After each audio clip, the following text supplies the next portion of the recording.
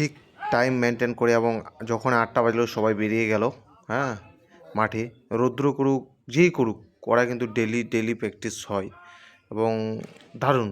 ওমাইক এত সুন্দর যে থেকে যায় এদের সঙ্গে, এরকম মনে হয়। ইউপি পুলিশ এত সুন্দর এবং এত মানে শৃঙ্খলা মেনটেন করে চলে যে মানে খুবই ভাল লাগলো আমাকে এদের সঙ্গে থেকে। এবং খুব সুন্দর মানুষজন, এত পুলিশগুলো আছে না, সবাই এত অপূর্ব লোক। খাওয়া দাওয়া থেকে শুরু করে যে কোনো জিনিস নেওয়া থেকে শুরু করি, কোনো বাধা দিবে না, তুমি নাও।